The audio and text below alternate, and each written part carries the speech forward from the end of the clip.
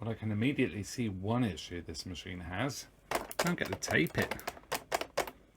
Let's crack on.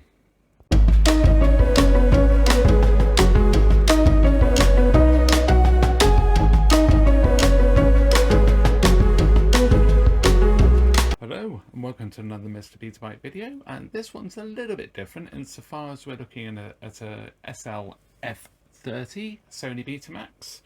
It's a UB, it's a PAL version, UK market, 240 volts,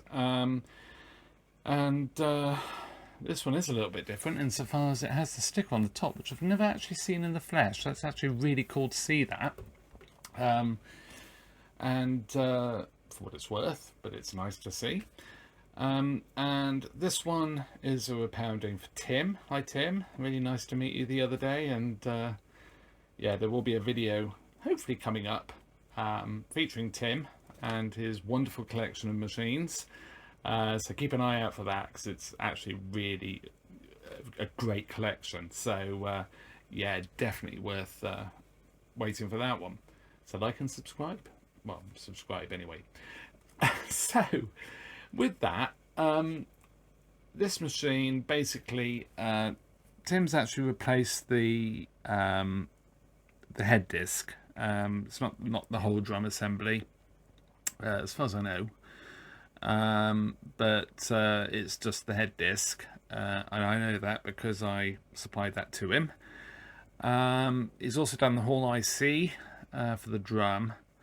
But it has got cracks on the video board underneath. Common issue, we've looked at that before, but I think the first thing we need to do is get this flap off. Unfortunately the plastic's broken off on the one side of it, and when he said about it, it's just like, yeah, I can fix that. And then just looking at it, it's just like, maybe I can't. But because I've got so many of these machines that have come to me totally destroyed by a certain budget parcel company that will remain nameless, but let me know in the comments what your guess is. I'm pretty confident I do have a flap, so that would be good. If I haven't, I might be able to fashion something. I do have another F30 with a good flap, so I might be able to maybe fashion the end of this somehow, maybe 3D print something. I'm not holding out hope on that. But yeah, that's that. So let's power it on and see what it's doing. So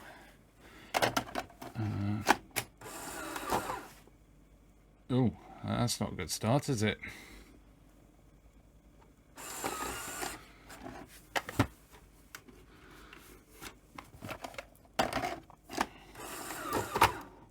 Oh, there we go. It was being a little bit funny with the front loading system. It's obviously had a bit of a bump at the front then, maybe. Okay, so let's press play. It sounds a little bit funny, but then I suppose it's like a sound box, isn't it? Oh. So reckons it's playing, but there's no movement.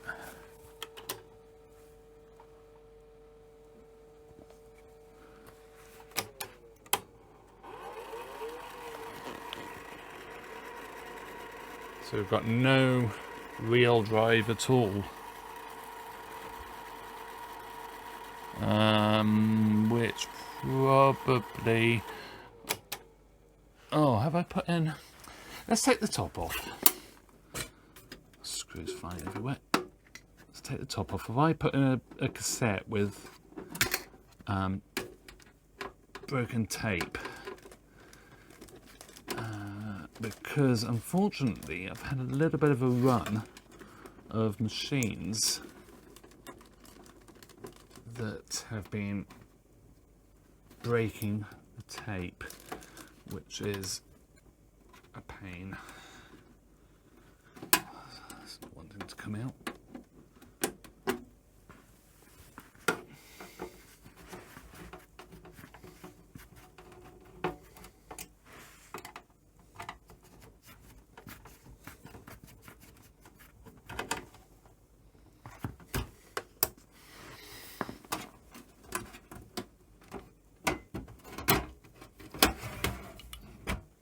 Yeah, it's another broken tape.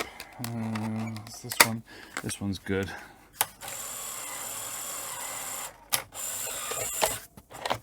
Okay, so let's try this one that does have. So open that up. Looking good.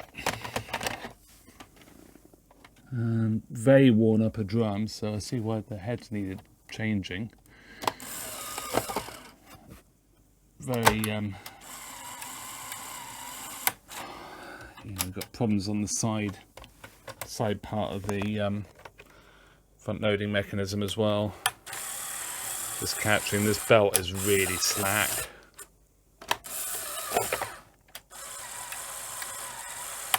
I don't know whether it's. Well, I don't know what's going on. We'll look at that. So, if we press play.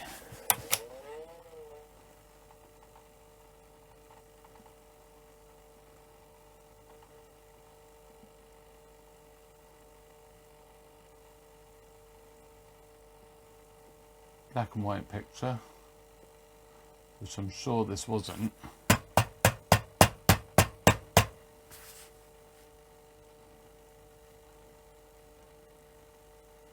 Say that this wasn't is because I'm sure this was a colour film.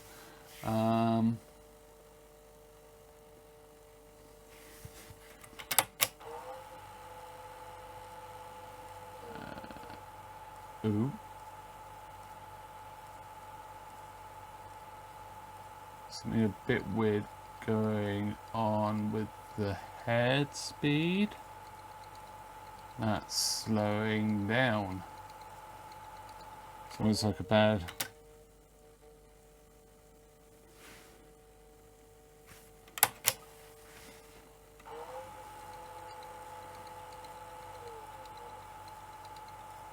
You hear the motor slow down. Yeah, so if you get those marks, this is like you'll get with a bad Hall effect. In play, you'll see all of these strange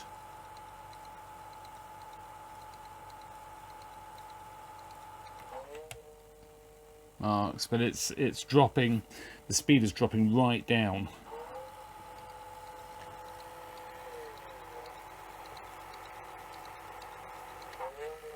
And then it picks up again when it goes back to play. Pause.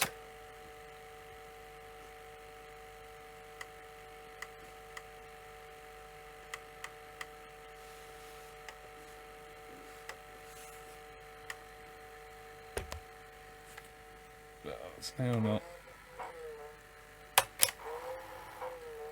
So we've got something weird going on with the. Oh yeah, you can see, look, that something is sticking.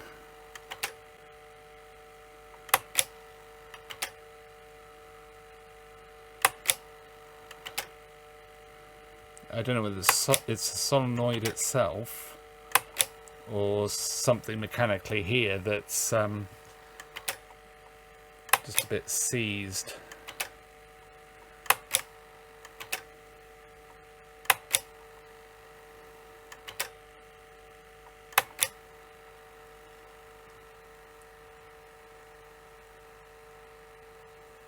Yeah, so that's definitely black and white. I might actually try a known colour recording. Okay, so it's our favourite cassette.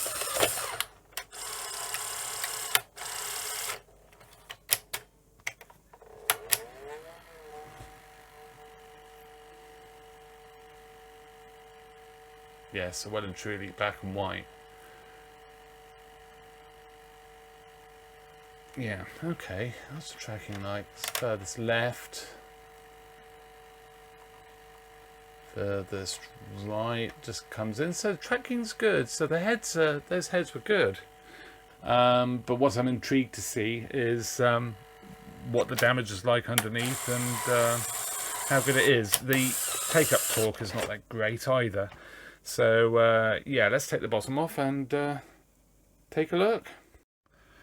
Okay, so checking all of this out, I can actually see, and I'll put a picture up now of a close-up of this. Although the repairs, there's lots of repairs done, I can actually see some broken tracks. So yeah, I think what I'll do is what I do on these machines, rather than just run some solder over the, clean off the varnish and run some solder over, I'm actually going to go component to components, trace through with a meter and do it that way. Oh, you can see here as well, broken at the end, at the back of the board. Again, very, very common. So yeah, to be fair, if I had another board I'd replace it, but the thing is that these boards are so rare because they keep getting broken in transit, and even with really good packing, it's still quite difficult to, well, it's quite common for them to get broken, unfortunately. They have a plastic peg here which spaces the board, makes sure it doesn't touch the metal underneath and the metal case, and unfortunately it just takes a slightest bash against the case and it will crack the board. So yeah, they're quite brittle as well. In other news, look at that Hall effect. That's lovely. Beautiful job. It pleases me to see see it done so well. So yeah, I suppose I'm just looking at the leaf switch as well. That will need a clean, but it's fine. So yeah, I suppose I'd better start repairing all of this, which is always good fun. But yeah, let's crack on. Before I do all the repair work on that board underneath, I thought I'd just try and have a look at this mechanism again, just see if I can get it working a bit better. Basically what I've used is a little bit of this high performance silicone lubricant. To be very, very careful with it, but just a tiny amount on the solenoid plunger, and then a tiny bit. You can see I've got a bit of overspill there on the top, which is fine, it won't cause any issues. I will clean that up though. Here, here, here, and a little bit just on the pivot there, tiny bit through there. I've tightened this up a little bit, but not much. I don't want it too tight because it just puts extra load on, but it's enough to stop it flapping about quite so much. Obviously just adjust that and put it back. It is quite tired, this machine. I've also cleaned off, well, I've still got grease on the white there, but I've cleaned off all the grease. Somebody's tried to fix this before, and there's a load of grease here which I've cleaned off, and I've just put a little bit of that silicone lubricant just in the runners, and it's better, but it's still clunking about quite a lot. I tried it with the blank cassette. The blank grease is the word cassette. Obviously you have to lift that up to put that in because it hasn't got the front flap, which this needs to see to actuate it to let the cassette go in. That's fine. And it does seem to go in much better if it hasn't got spools, which is a bit pointless, I suppose, if you want to play cassette. But yeah, I think there might be slight misalignment between the two sides, or something is catching on this side. But yeah, not sure. We'll have to have a look at that. It'll have to come off anyway because I need to have a look at the flap situation. And we do have take-up issues. I was thinking, because this is so shiny, whether it was sort of sticking to the drum, but I can see here that it's leaving a... It is sometimes leaving a loop. Let's see if it will do it. Yeah, see, it's leaving a loop that side. So take-up is not great. Although it takes up from here, I think. Let's have a look. Let's push that down.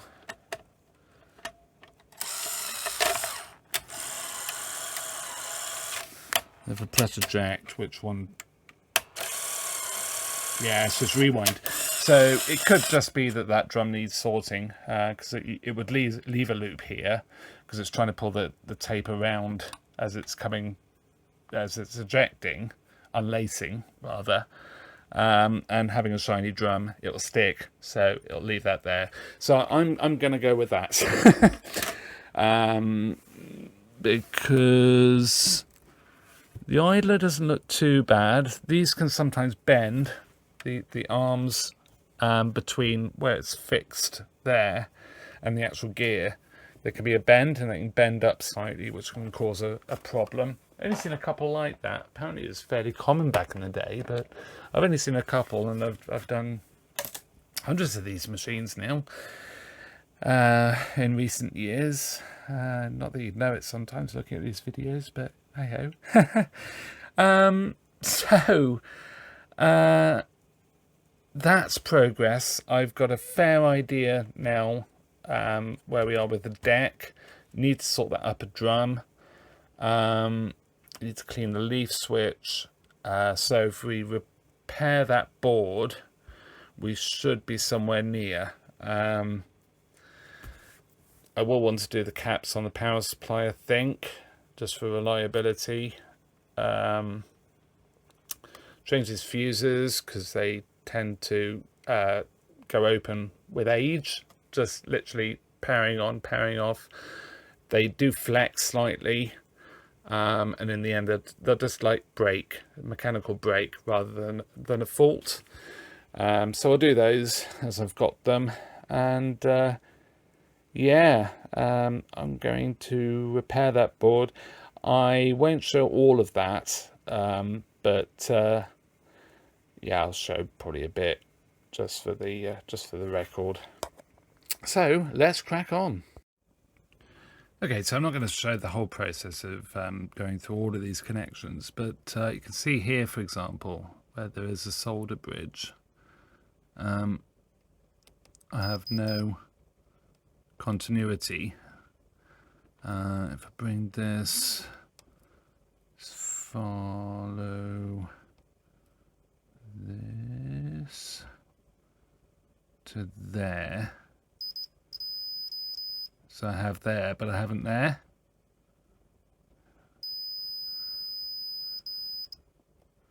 So there's still a break there. And basically what I'll have to do for these, because these go right the way up the board, I'm going to have to trace the connection. So basically what I do, use the meter, go from one side of the break to the component. Be somewhere up here, no doubt.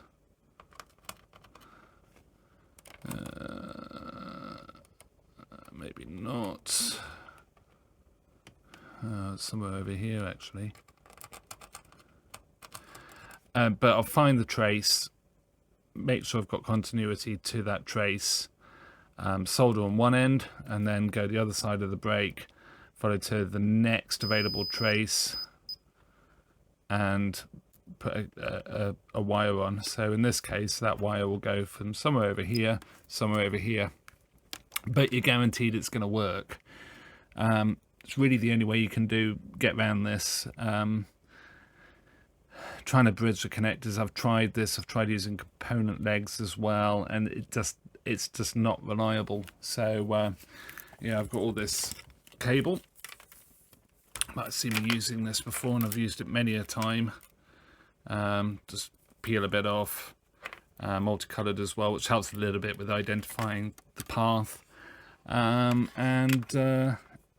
Yeah, that's how I do it. So I will do that, and it will look quite messy, but it'll work. So yeah, I'll crack on. Okay, so I think I've got all of the brakes. I actually found probably about 4 brakes as well that have been repaired, but hadn't actually quite made contact, so that's good. I think I have caught everything though, so it's a bit of a strange one. One is odd. One of the contacts that was bad, this is where it ends up. It literally goes down all the way through here, all the way down here and around. It just goes nowhere. There's nothing on that rail. It just ends there. Obviously they must have thought maybe some component was supposed to go there, or something weird in the design there. It's almost like an Easter egg. But okay, well, I suppose all we can do is give it a try. Okay, so let's power it on. First of all, check that at least we have something. Okay, so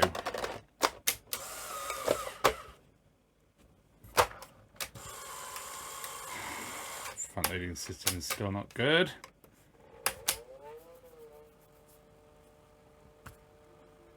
There we go, we have colour. Yay! And actually a really good picture. I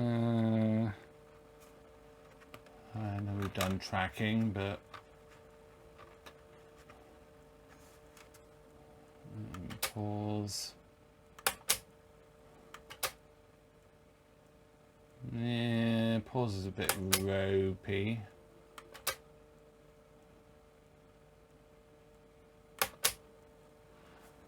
But yeah, we've got a little bit of colour something or other going on there.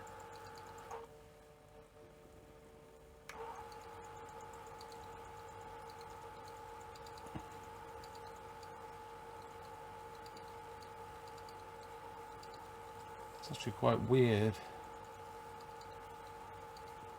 Yeah, I might just have to double check that I've got every single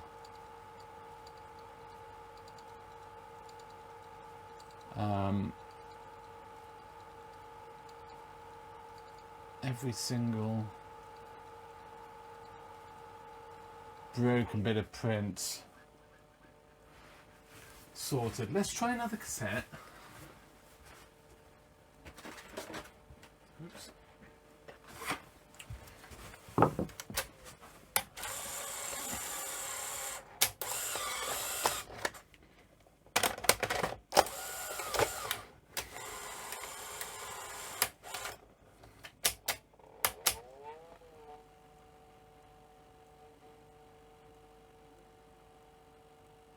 I mean, that's really good. I mean, the colours look great.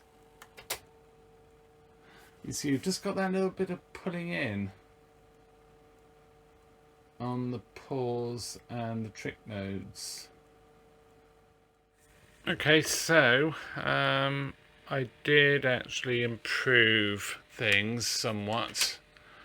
Much better. You get a tiny bit. Oh, it's hardly noticeable. It is there on the right there. But that's actually not a bad still, to be fair. All things considered. It was adjusting the jog PLL, and I mean, it's as far as it will go. I do wonder if something else is not maybe quite right with this deck, but it's good, it's working, I'm happy. It will be running anyway, so we'll see if we get problems as we go along. But yeah, that's really good. Improved the color as well. Can't remember what I did to just tweak that, to be fair. But yeah, I did. I didn't use a scope. I just went through it and basically, oh gosh, I can't remember what I did. AFC was out slightly. Oh, playback. It's the playback level. I just tweaked that slightly, and that improved things no end, to be fair. It's a very slight tweak. Really, it should be scoped, I know, but I'm just, because I believe this is just going to be used for playback. I will try a test recording, but it's going to be used for playback, so yeah, that's cool. I'm relatively happy. So I think I've solved the problem with the front loading system and it not always sort of sitting properly. This, it was actually loose. It's sort of not really locating properly on the plastic here, and it's lifting up. So Sony do actually give you 2 screw holes here and here. Exactly the same screws as the rest of the deck. It feels horrible when you put them in, but I've actually gone for slightly shorter ones than that. But it just works every time now. I've tried it a few times and it's absolutely fine. So just be aware of that. If you can lift this up, if there's play and you're getting that problem where it won't actually sort of sit properly all the time, just put 2 screws in. And that should do the trick. Make sure you use the right screws. Have to be the same as the rest of the screws that are used on this type of Sony. You don't want to be cracking the plastic. Take it slowly as well, because the assemblies do move quite a lot when you screw them in, because you're tapping them for the first time. But yeah, really pleased with that. That's great. So I've had a dig around all my scrap bits. I've actually found a front flap, and I've also found that missing bit of plastic off the back of the machine. So that's fantastic. I've even given it a bit of a clean, not that you'd know it. It's a bit beaten up, but yeah, it'll be fine. See, it's still a bit grubby, but it's a lot better than it was. And here you can see what the common problem is. It sort of just breaks off where this protrudes off the plastic, and the gear itself is actually quite interesting. It's literally 3-prong little gear, so quite a coarse teeth arrangement. So I want to take this front off anyway, and just check the buttons. The stop button itself is also a bit wonky, so that needs to be done. Let's eject the cassettes. Upper drum, also need to do the power supply. To change those little caps, make sure that it's reliable. So let's crack on. So, gonna get the drum off next. I think the upper drum. This shouldn't be too tight. No, it's not, because it's had heads. And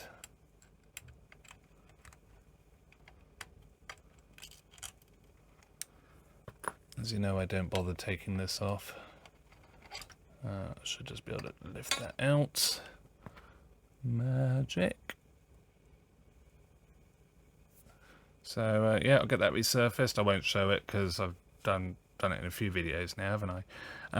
And put it back in, and then I think I'll take off the front panel. So that's all done and back on. So yeah, front panel. So let's get the front panel off. So screw in the middle there, and then we have two sets of tabs this side, same on the other side, and just free that off a bit. I think I still left the screws in, these screws underneath, although they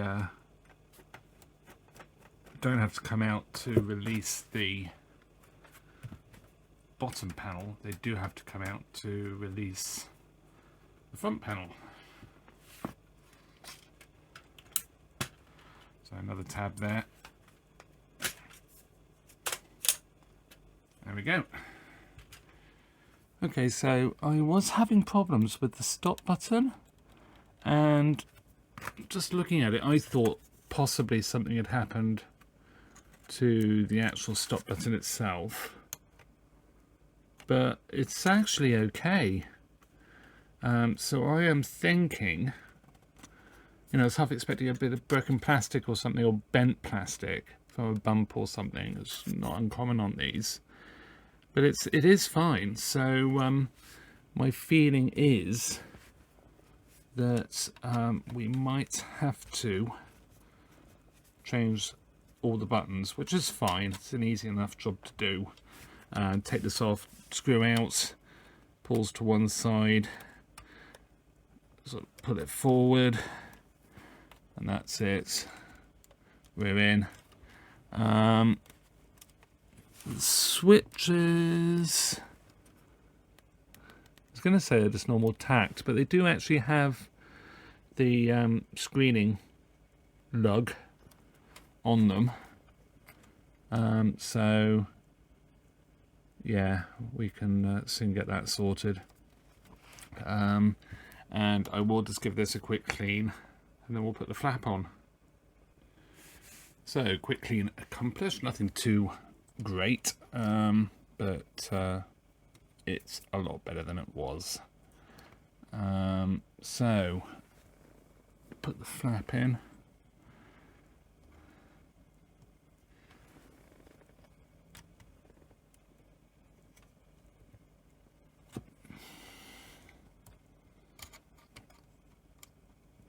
No spring or anything, it's just literally get it positioned correctly.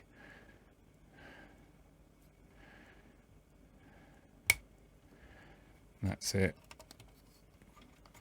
So we'll just wind this in a bit more. Just push down the top lever and pushing back on the solenoid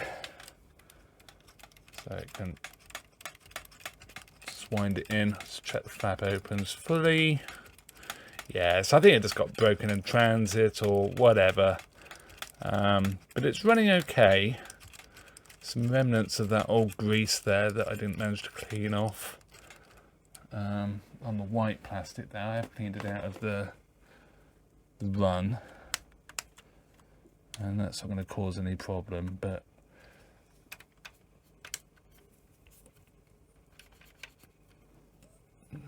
sort of over spinning bits, I'll just clean that up a bit as well.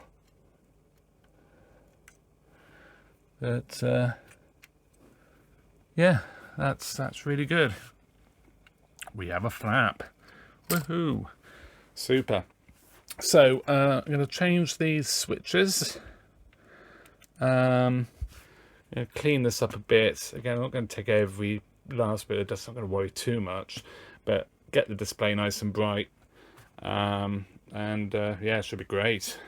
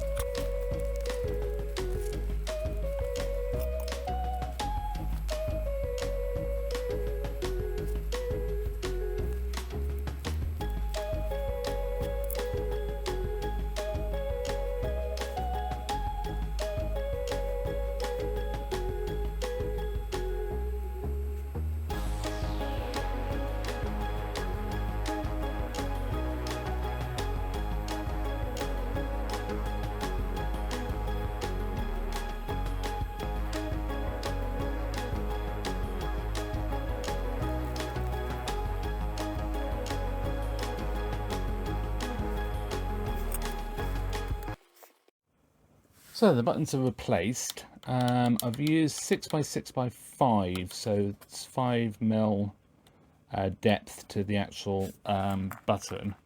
And you might think, well, the original ones didn't have 5mm, but the original ones, the actual base or seat of the button is actually quite a bit thicker. So taking that into consideration, it is roughly lined up. There we go.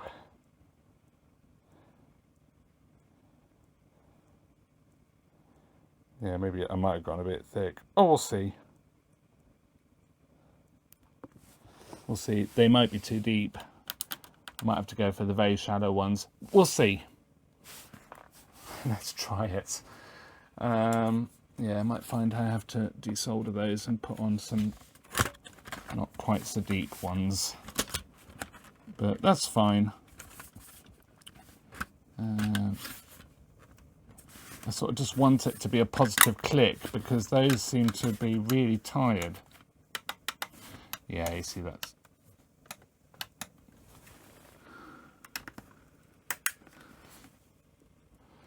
Yeah. These are okay, maybe. That one isn't.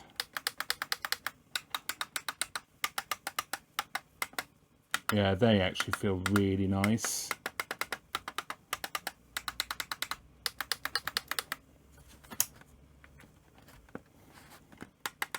Yeah, and even if I really push at the bottom, that's not going to cause problems, but that is.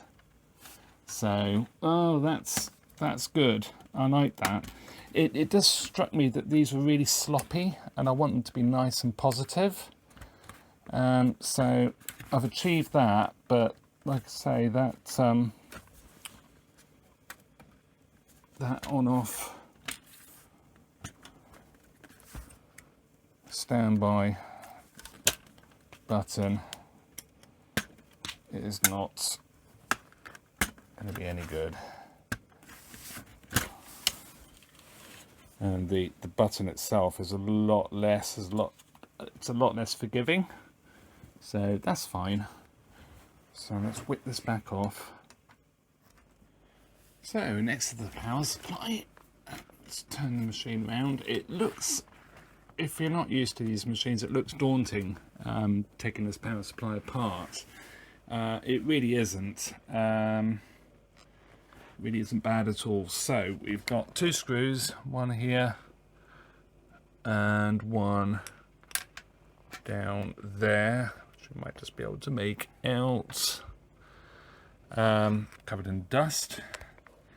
And removing this actually means you can get all the dust out properly. These do use an STK chip, so getting it nice and clean is not a bad thing. These screws are really short self-tappers. See there? Then we've got these two screws. Again, short self-tappers.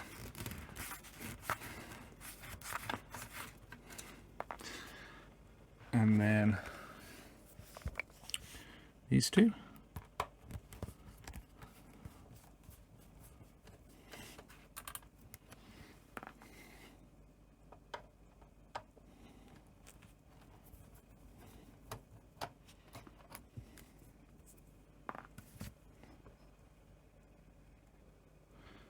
And then we'll just unplug these. These are all unique, so no need to label them. See, the count is different, pin count is different on the white connectors.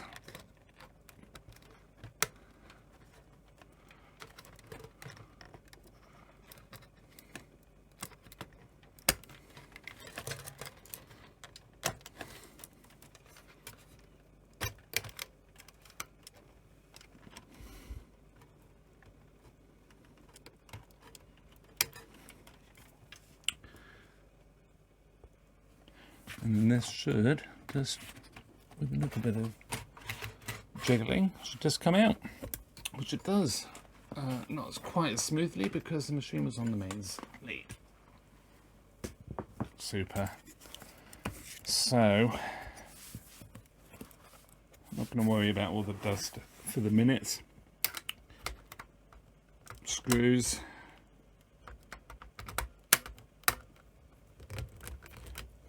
A bit tricky to get to this one.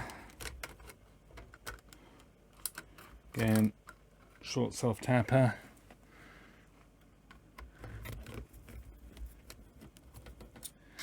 I mean, this is, it's so nice because they tend to use the same screws for each section,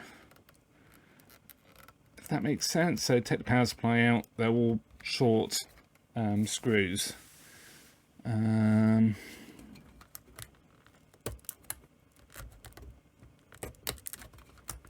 don't know whether I can feed that through or not, so I might be able to.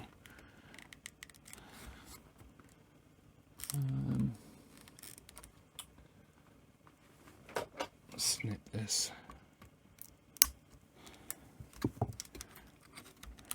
I may or may not replace that.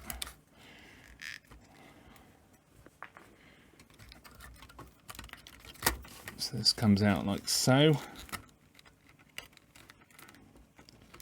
Then the caps we want to change are small ones. So this one, this one, this one, and then there are two more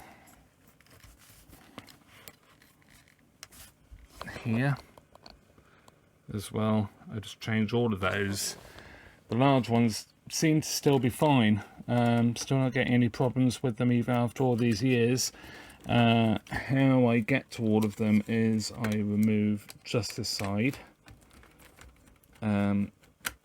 Two screws, again they're short self-tappers.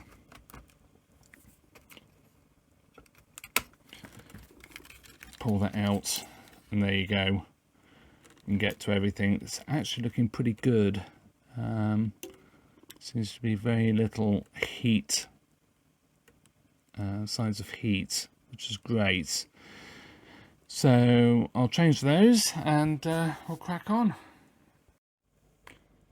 So we're all good to go. Fuses have been changed. Not that they needed it, but like I say, they do get flexed. A couple of them do look a little bit, I mean, you can see, oh, I don't know whether you can see. That one's quite sort of, you can see it's sort of a bit unhappy.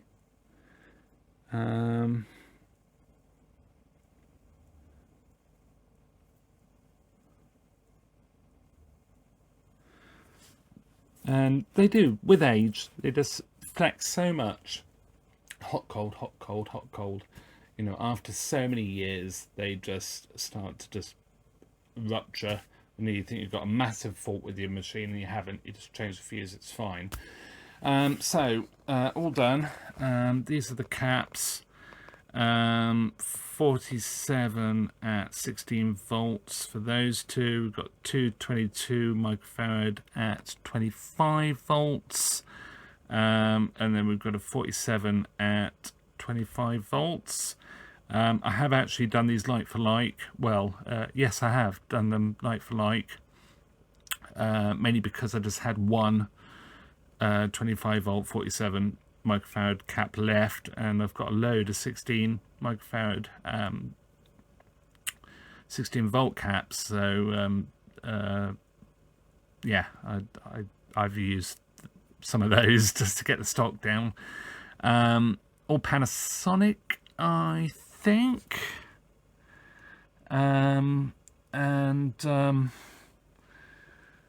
Yeah, all good to go. I have put a new cable tie around here.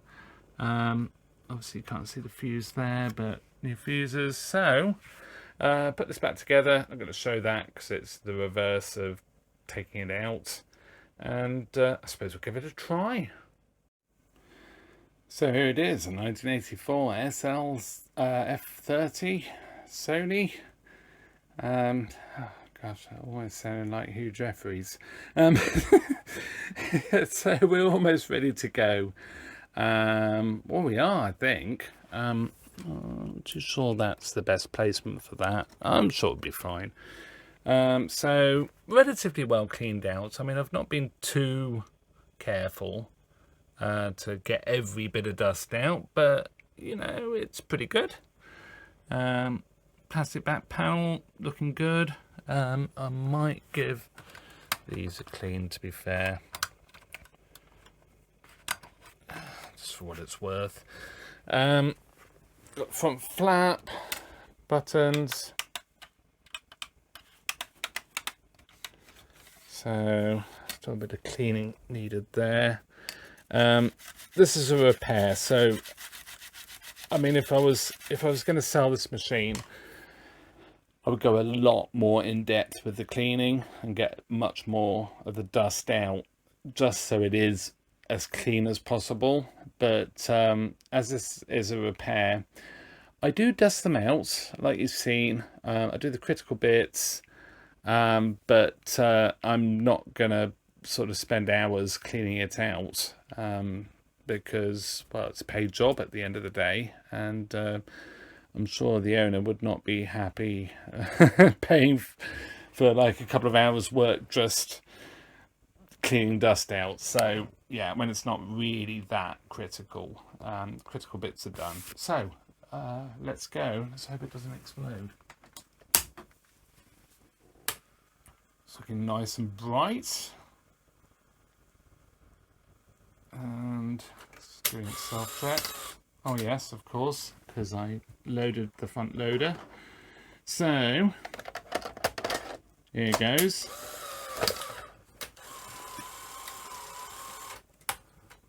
So that's sounding pretty okay, I think. So I do half expect to have a head clog and a few issues at first, but yeah, let's see how we get on.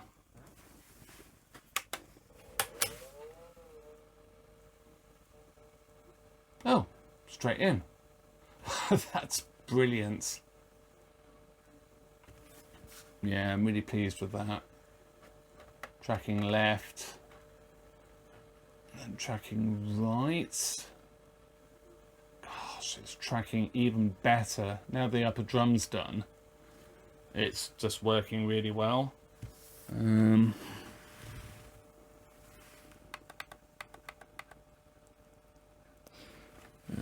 Next.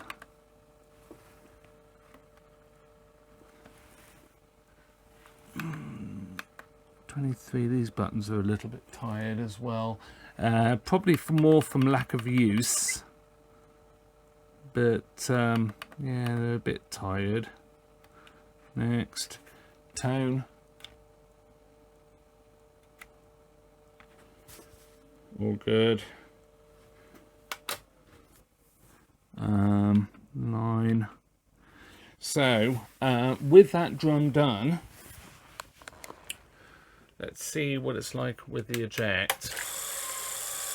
Still, it's a tiny bit sloppy, but it's doing the job. Front loading system's fine. Now those two screws are in. But wind, fast forward is fine.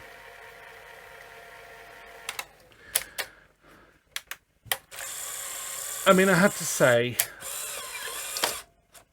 I'm not really terribly worried with that tiny bit of slack it's leaving as it unlaces. It's absolutely fine. Do I want to pull it apart just to potentially achieve nothing? I was going to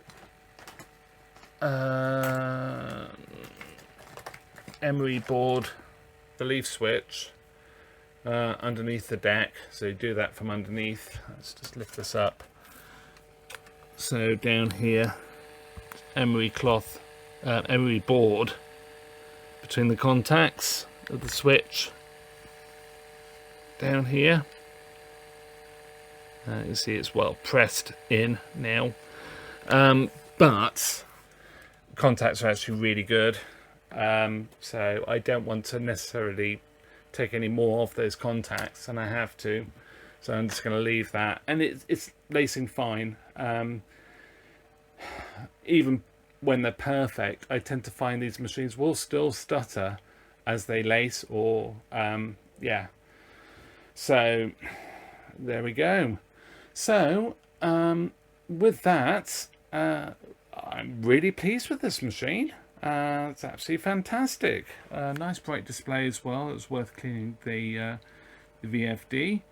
But yeah, I'll give this a bit of a run now, just to make sure it's all happy. And then it can go back to Tim and its original owner. So with that, thank you very much for watching. Please like and subscribe as well. It means a lot to me. Got a lot of fun stuff to come. And summer's coming as well, so I'm looking forward to getting the old Betacam out and going out on some exploratory adventures with the Betacam. So yeah, see you in another video. Bye for now.